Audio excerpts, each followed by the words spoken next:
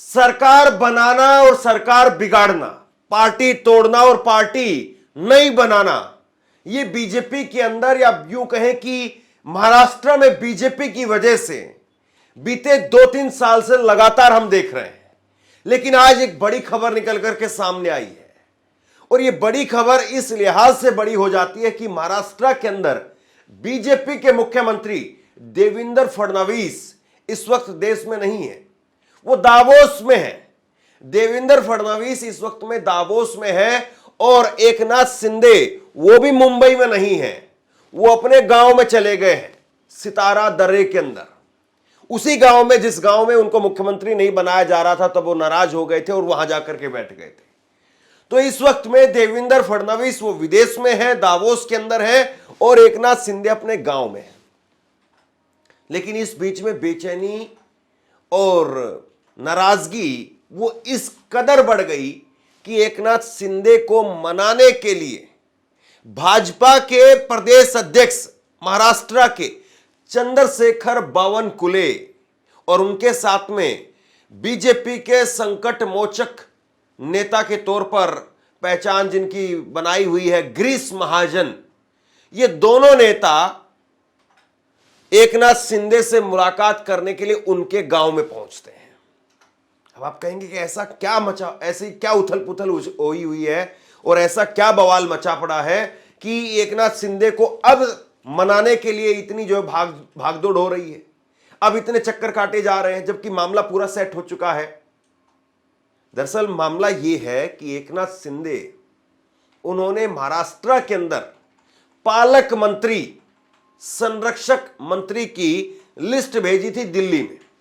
और ये संरक्षक मंत्री क्या होता है, पालक मंत्री क्या होता है? ये पालक मंत्री, संरक्षक मंत्रियों का काम ये होता है कि वो जिलों के अंदर क्या काम होना है, कौन सी विकास की योजनाएं आएंगी, उनको लागू करवाना है, क्या कुछ काम करवाना है, सब कुछ जो है वो पालक मंत्री करते हैं। और इसको लेकर के रायगढ़ और नासिक, ये दोनों क्षेत्र एकनाथ शिंदे के माने जाते हैं। लेकिन रायगढ़ और नासिक में एक तरफ बीजेपी ने अपना पालक मंत्री बना दिया और दूसरी तरफ अजीत पवार का पालक मंत्री बनवा दिया। और इसी बात को लेकर के नाराज हो गए एकनाथ शिंदे। एकनाथ शिंदे जाकर के बैठ गए अपने गांव के अंदर। अब फिर आप कहेंगे कि 20 विधायक, जो आपने टाइटल में लिखा है कि 20 विधायक तोड़ करके दूसरी तरफ जा सकते हैं, इसका क्या मतलब है? अब जरा तस्वीर में इस आदमी को समझिए, इस नेता को समझिए। इनका नाम है उदय सामंत, और ये उदय सामंत जो है वो एकनाथ शिंदे की पार्टी के नेता हैं। और ये उदय सामंत, वो ये कोई कह नहीं सकता वो किसकी तरफ से बैटिंग कर रहे हैं। उदय सामंत जो है वो बीजेपी की तरफ से बैटिंग कर रहे हैं या एकनाथ शिंदे की तरफ से बैटिंग कर रहे हैं। उदय सामंत को लेकर के अब खबर यह है, और जिसको लेकर के नाराजगी बढ़ गई है, खबर यह है कि उदय सामंत को 20 विधायकों का समर्थन दिलवा करके और एकनाथ शिंदे से अब जो है वो पार्टी इनको दिलवा दी जाए, और एकनाथ शिंदे का चैप्टर क्लोज। खबर यह है, मतलब अपने आप में एक तरीके से एकनाथ शिंदे को जिस रास्ते से लाया गया था उसी रास्ते से वापसी भेजने की तैयारी चल रही है। और इसीलिए अब एकनाथ शिंदे को आखिरी मैसेज, आखिरी कॉल और आखिरी बार मनाने और उनको अपने साथ लाने का प्रयास किया जा रहा है। और इसीलिए बड़े नेता महाराष्ट्र में पार्टी के अध्यक्ष पहुंच गए, इससे बड़ा नेता और कौन सा होगा? महाराष्ट्र में चंद्रशेखर बावनकुले और उनके साथ में गिरीश महाजन, दोनों नेता पहुंच गए। दरअसल रायगढ़ और नासिक की जो सीट है, ये पालक मंत्री की सीट है। तो नासिक में बीजेपी ने अपने यानी गिरीश महाजन को पालक मंत्री बनवा दिया, और रायगढ़ के अंदर अदिति, उनको जो है वो अदिति तटकरे, उनको पालक मंत्री बनवा दिया। अब एकनाथ शिंदे के पास में कुछ नहीं रहा, तो एकनाथ शिंदे को लगा कि भाई मुझे दरकिनार भी किया जा रहा है, और कहीं ऐसा तो नहीं है कि अब मैं मुख्यमंत्री था और मुख्यमंत्री से अब मेरी ये हैसियत भी नहीं बची कि पालक मंत्री भी मेरे बन पाए। और इसीलिए एकनाथ शिंदे वो अपने गांव में जाकर के बैठ गए। अब उसके बाद में जब ये खबर देवेंद्र फडणवीस तक पहुंचती है, तो देवेंद्र फडणवीस को मैं ये एबीपी न्यूज की खबर आपको पढ़ करके सुनाता हूं। देवेंद्र फडणवीस को जो है वो एक्शन लेना पड़ा और देवेंद्र फडणवीस को इन मंत्रियों को, पालक मंत्रियों को हटाना पड़ा।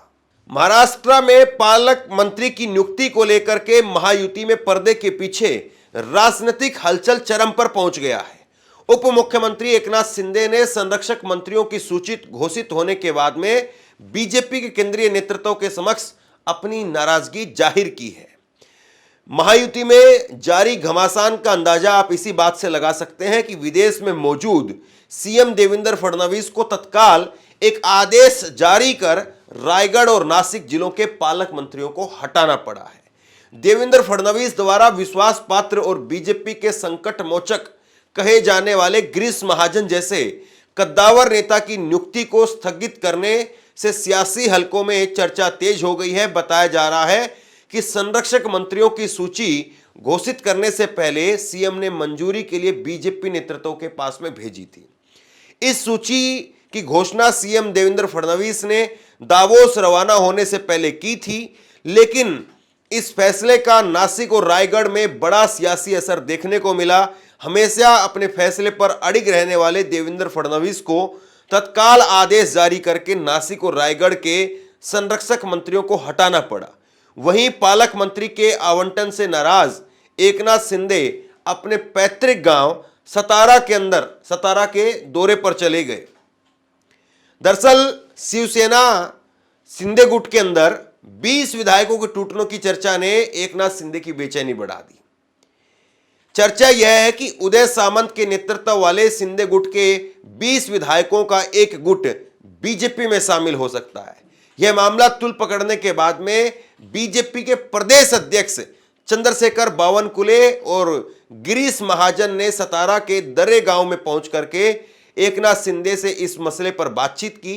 उसके बाद में महायुति के नेता सब कुछ ठीक होने की बात कह रहे हैं, लेकिन कहा जा रहा है कि पर्दे के पीछे सियासी हलचल अब भी जोरों पर है।